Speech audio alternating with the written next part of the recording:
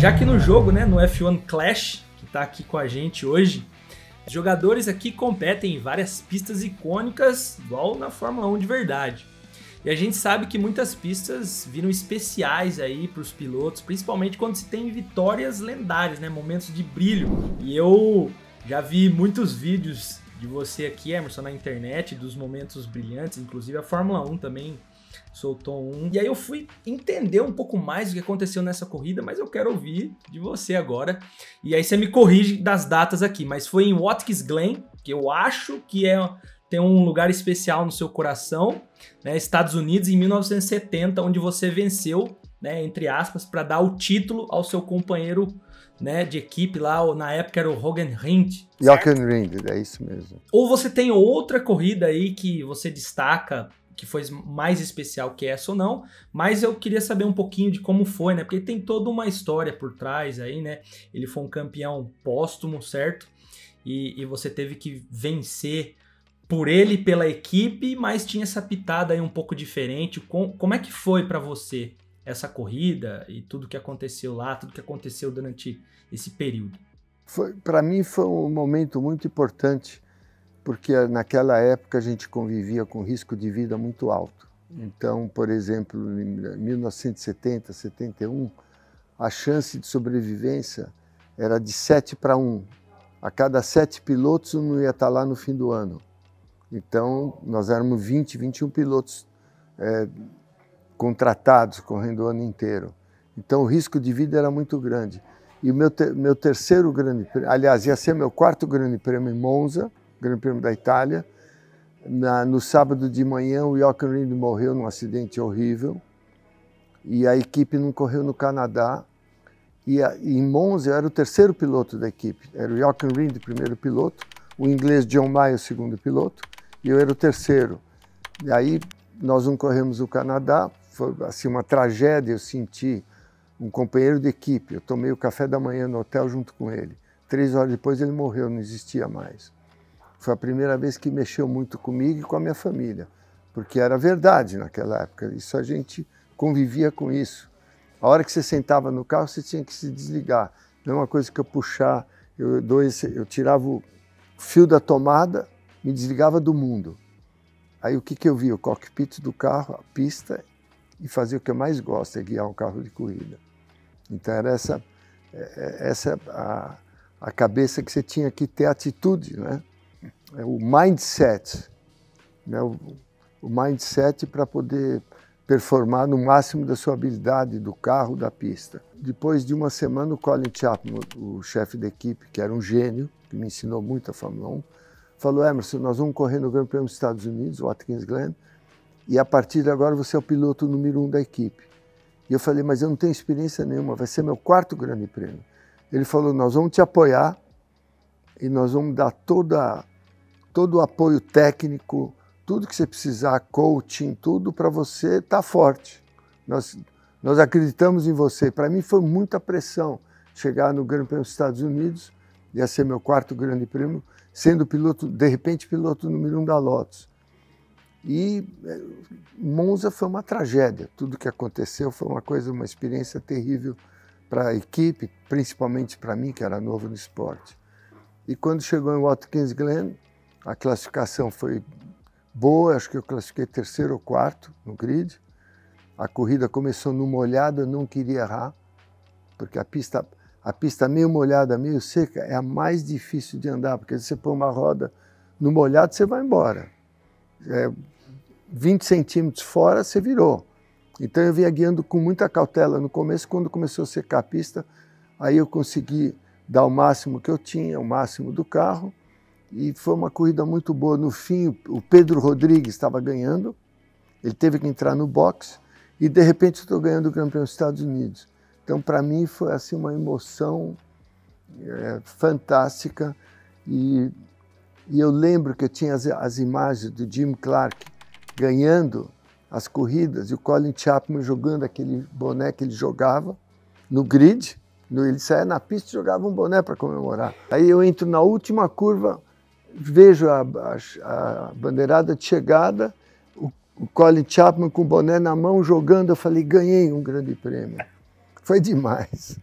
E foi muita emoção para a minha família, para o Colin Chapman, sair de uma tragédia e o próximo grande prêmio ganha.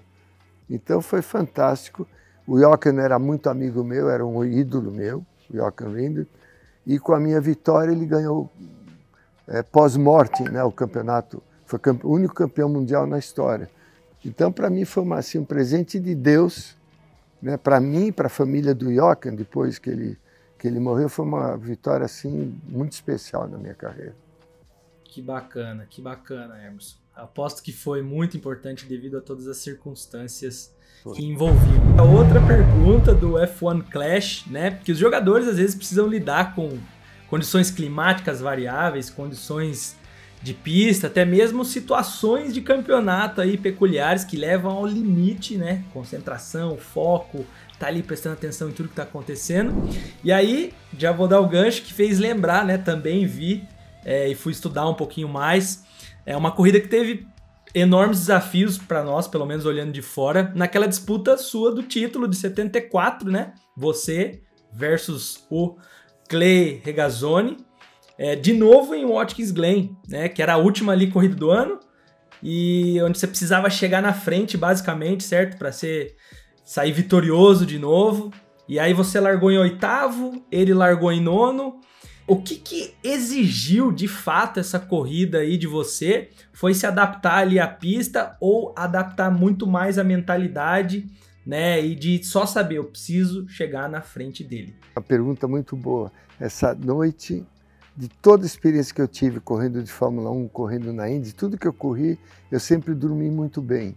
Essa noite só dormi 3 horas, porque eu sabia que era McLaren e Ferrari, eu e Clay Regazzoni. Ia decidir numa corrida, a última corrida do Mundial, depois do ano inteiro, nós com o mesmo ponto na última corrida, mesma contagem de pontos nós estávamos. Então quem chegasse na frente do outro ganharia. E aí teve a guerra mental também. O que é a guerra mental? A gente tentar, estrategicamente, a Ferrari era muito rápido na reta, o Watkins Glen tinha uma reta muito grande. Então a McLaren era muito estratégica, a equipe. Aí nós resolvemos eu largar com menos asa atrás para surpreender ele na reta. Porque a Ferrari nunca achou que a McLaren ia passar ele na reta. E isso foi uma estratégia já para a corrida. Mentalmente eu estava muito bem preparado, apesar da pressão. Eu sabia que o Clay, você tem que estudar o maior concorrente que você vai ter. Eu corri com o Clay desde Fórmula 2 até Fórmula 1. Eu conheci ele muito bem. Eu sabia que ele era perigoso, ele era arrojado, para dizer uma palavra perigosa, ele era arrojado demais e colocava os outros pilotos em situações, em posições críticas. Então eu tinha que ter uma cautela, mas ao mesmo tempo tinha que ter uma agressividade com ele. E tudo isso foi pensado antes da corrida. E quando largou, nós fizemos a curva 1, a Ferrari acelerava mais, ele entrou na minha frente. E aí entramos na reta grande do Watkins Glen, eu grudado nele, eu lembro que ele olhava no espelho e eu surpreendi, porque a McLaren começou a chegar nele. Ele nunca achou que a McLaren fosse chegar, porque a Ferrari era muito mais rápida. A Ferrari tinha um motor muito melhor que o nosso, só que nós tiramos muito a asa traseira. E aí eu fui chegando, eu vi que ele falou que a próxima curva era para o lado direito, então ele veio para o meio da pista. E eu fui para o lado direito para já entrar na próxima curva por dentro. Isso em linha reta. Quando cheguei do lado dele, ele me fechou, jogou na grama. Isso a 250 por hora, 260, no meio da reta. A minha reação, meu instinto ali, eu joguei a McLaren para cima dele. Eu falei, os dois vão virar agora e eu vou passar. E aí ele tomou um susto. A reação dele foi tirar a Ferrari. Ele nunca achou que eu ia contra-atacar. E isso foi o que deu... Aí peguei ele de surpresa. Então, quando chegou na próxima curva, eu estava meio carro na frente dele e entrei. Aí você, de uma maneira ou outra, com uma ultrapassagem assim, você psicologicamente, você deixa o outro meio destruído, porque ele fala, perdia o grande prêmio, perdi o campeonato mundial. Sim. E aí aconteceu isso. Aí na outra curva eu já abri muito e comecei a abrir muito dele. De repente eu comecei a abrir muito dele. e percebi que ele psicologicamente estava afetado. Então, às vezes acontece, você pega um competidor muito bom de surpresa, surpreende ele mentalmente já fica fraco. Em qualquer esporte competitivo, no jogo é a mesma coisa. Você tem que estudar muito na final com quem que você está concorrendo, como é que eles guiam. Se você põe muita pressão atrás, ele vai descontrolar. Tem gente que não descontrola. Você sabe que o cara é firme, pode pôr pressão e não erra. Então no game é a mesma coisa. Eles nas finais conhecem, eles conhecem como é que anda. Como que anda um, como que anda o outro. Então tem que conhecer bem para poder usar a estratégia na hora certa, da maneira correta.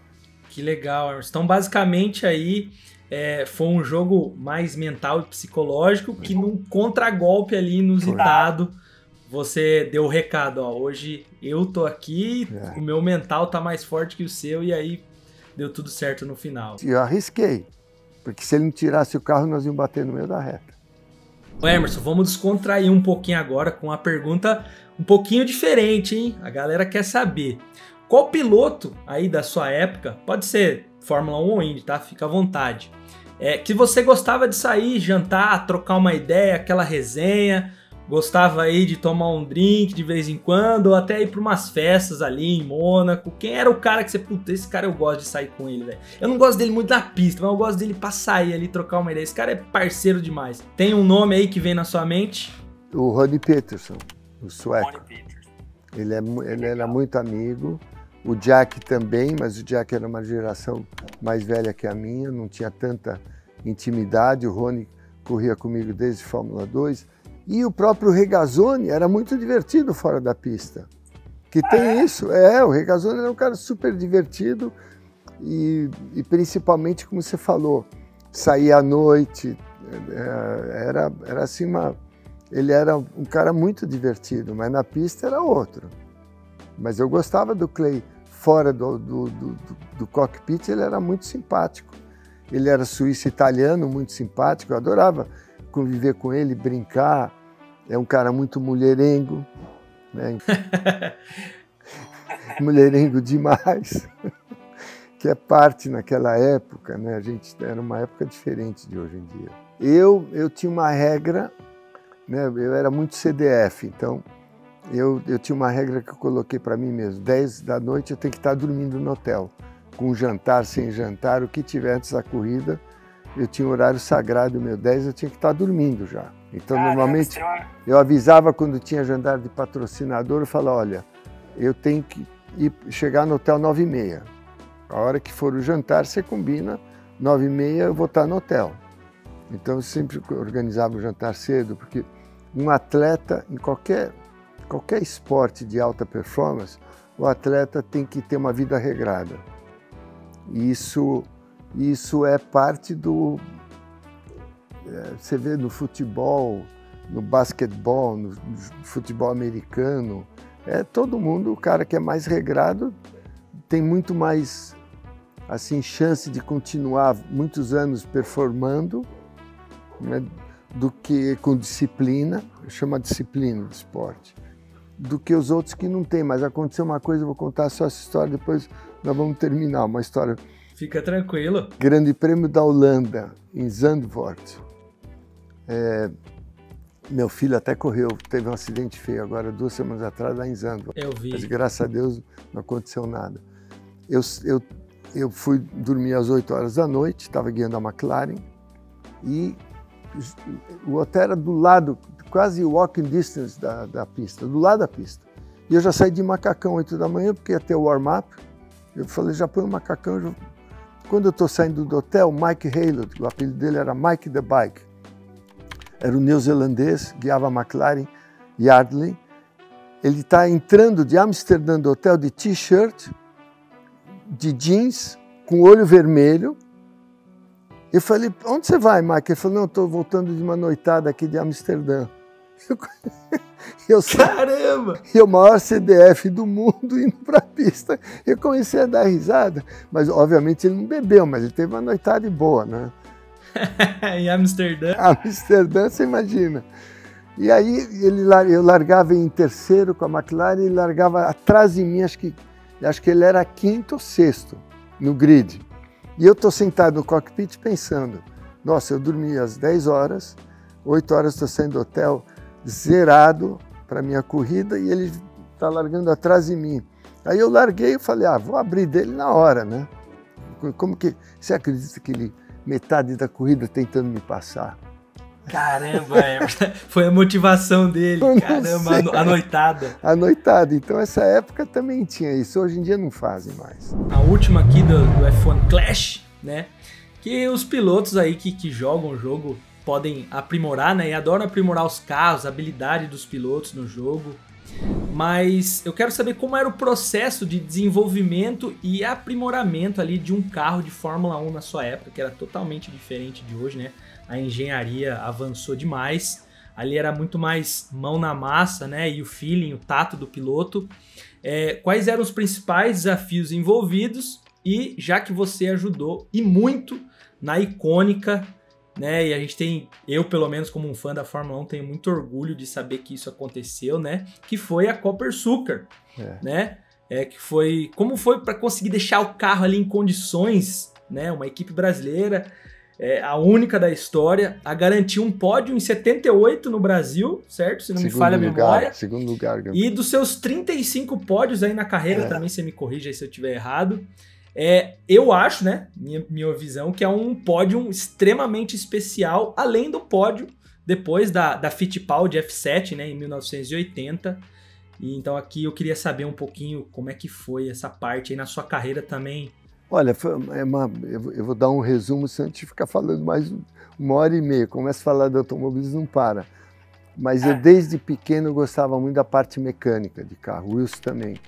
Então eu fazia um volante chamado Fórmula 1, eu montei uma fábrica, eu comecei a fazer o primeiro para me patrocinar em corrida. Eu vendia o volante e era um volante de couro pequenininho, de borracha, imitando um volante de Fórmula 1. E foi um sucesso quando eu lancei.